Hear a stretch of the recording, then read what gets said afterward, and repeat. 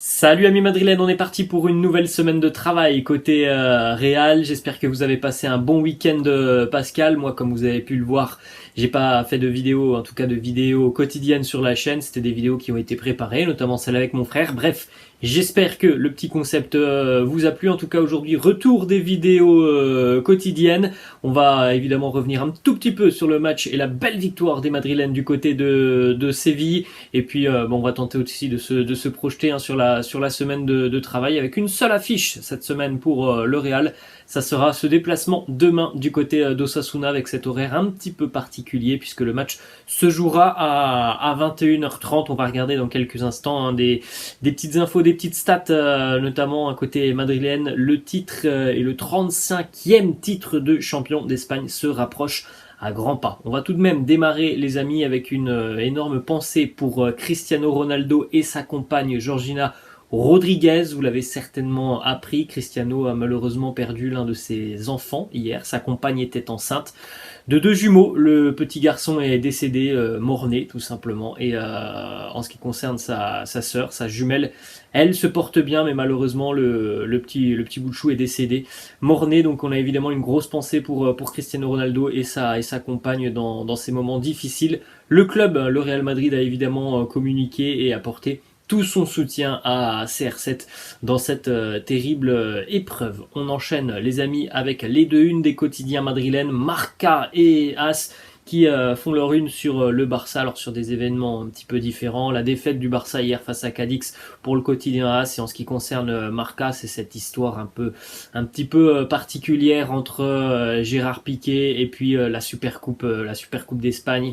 Gérard Piqué qui aurait reçu pas mal d'argent, notamment pour l'organisation de la Supercoupe d'Espagne en Arabie Saoudite. C'est un petit peu complexe. En ce qui concerne le quotidien AS, donc une défaite du Barça qui rapproche le Real du titre de champion d'Espagne. Potentiellement, si tout se passe bien, le Real Madrid pourrait être sacré champion d'Espagne, et ça c'est un petit clin d'œil évidemment, sur la pelouse du Wanda Metropolitano, sur la pelouse de l'Atlético Madrid. Ça serait potentiellement le week-end du 7 ou 8 mai. Il ne manque plus que 7 points au Real Madrid pour être sacré champion d'Espagne, donc ça pourrait arriver sur cette 35e journée de Liga pour le derby au Wanda Metropolitano face à l'Atlético Madrid. Regardez les amis le classement de la Liga, 32 journées donc pour le Real Madrid, 15 points d'avance sur le Barça, 15 sur Séville, 15 aussi sur l'Atlético. Le Barça a toujours un match en retard, le Barça jouera jeudi du côté du Pays Basque face à la Real Sociedad, donc ça sera un déplacement compliqué aussi pour les Catalans.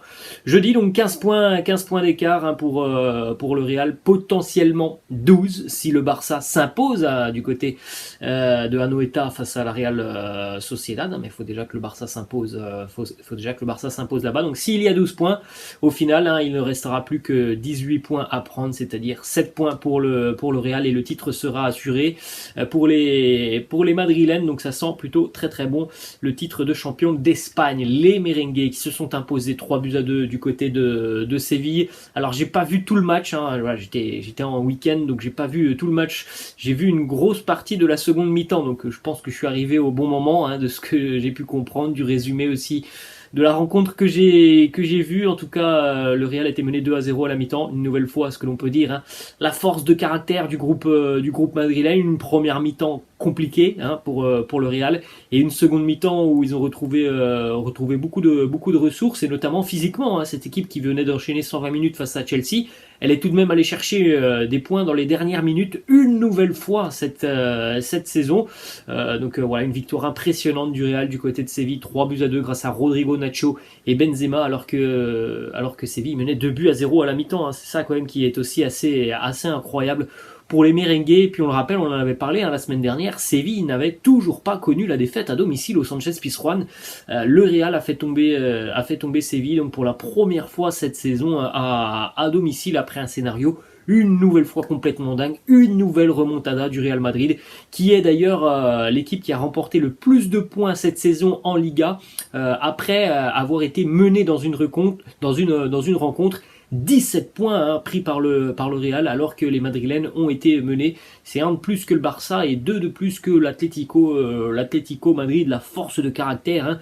Tout se joue dans la tête côté madrilène, on l'a vu très régulièrement cette saison. Petite stat aussi sur les fins de match, souvent tonitruante des merengues, le Real qui a marqué 22 de ses 66 buts en Liga dans les 15 dernières minutes de ces matchs, 22 sur 66. C'est pas compliqué, c'est un ratio qui est propre. C'est tout simplement un tiers des buts madrilènes qui sont marqués dans les 15 dernières minutes d'une rencontre, tout simplement dans des moments très très importants. C'est donc l'équipe qui, avec aussi l'Atlético, qui a gagné là aussi le plus de points grâce à des buts dans le dernier quart d'heure.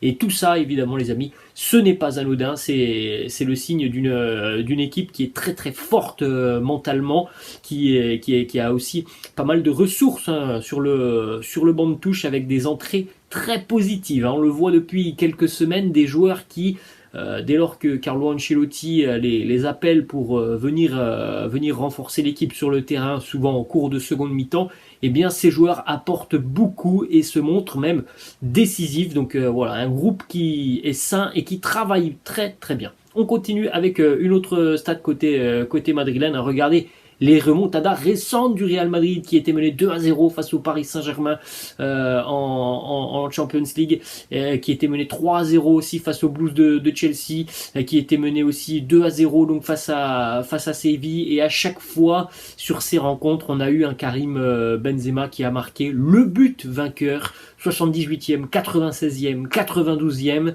Un homme fort, évidemment, Karim Benzema, un homme de grands moments, un homme tout simplement qui force des décisions dans des matchs compliqués pour le Real Madrid.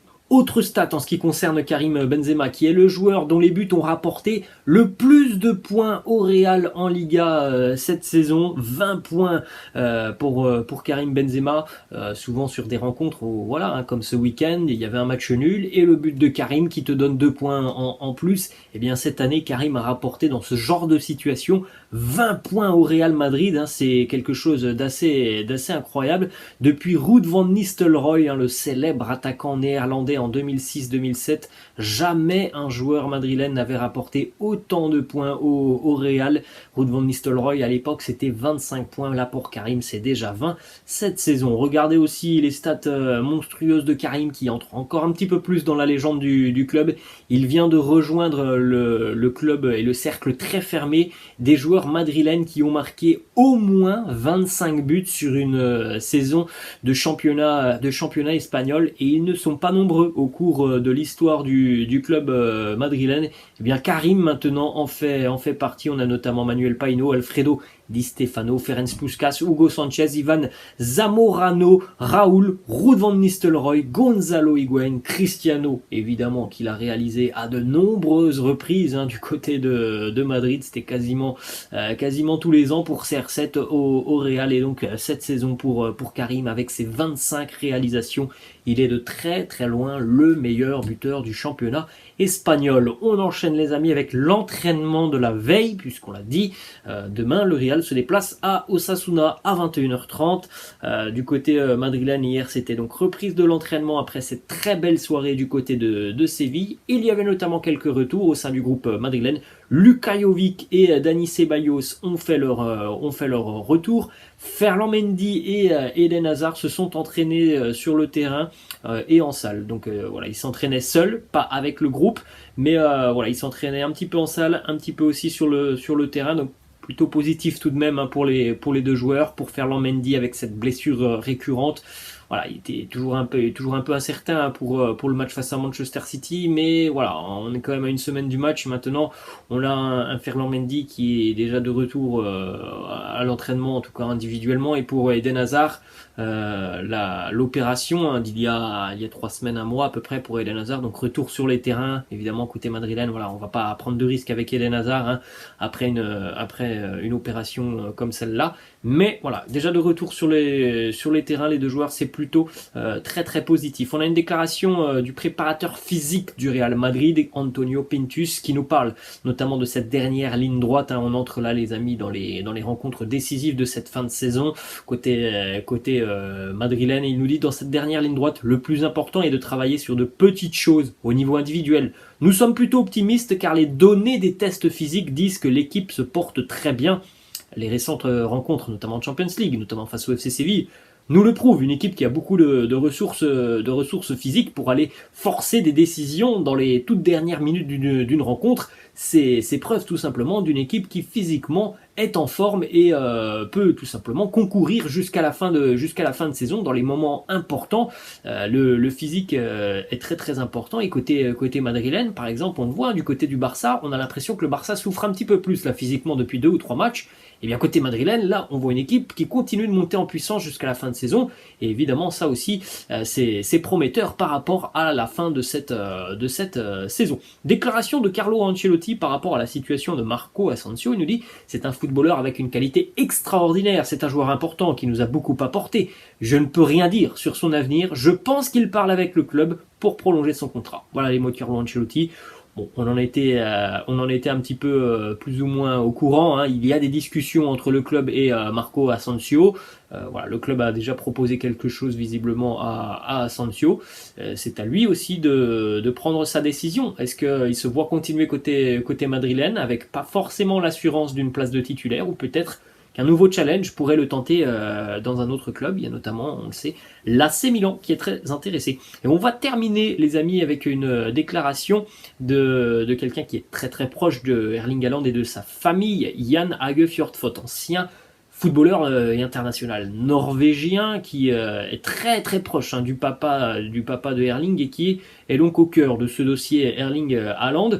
Depuis 48 ou 72 heures, on annonce, en tout cas plusieurs médias annoncent, un accord entre Manchester City et Erling Haaland. Voilà Jan Åge Fjørtoft qui a communiqué ce matin sur Twitter et qui a annoncé qu'il n'y avait aucun accord entre Haaland et City, et aucun accord entre Haaland et le Real Madrid. La seule chose qu'il nous a dit, c'est que voilà, les deux clubs qui sont sur Haaland et qui ont le plus de chances d'accueillir Haaland sont bel et bien le Real et Manchester City, mais aucun accord entre Haaland et City. Voilà les amis, la fin de cette vidéo. J'espère que ça vous a plu. Les amis, comme je vous l'ai dit, j'ai pas pu regarder toute cette rencontre de Séville face au Real Madrid, mais bon, je pense que j'ai vu quand même les meilleurs moments, puisque j'ai quand même assisté à une grande partie de la seconde mi-temps. Mais bref, je voulais avoir votre ressenti par rapport à cette rencontre entre le FC Séville et le Real Madrid. Laissez-moi en commentaire ce que vous en avez pensé, les amis. Je vous souhaite une très très bonne journée, et puis je vous dis à demain. Ciao.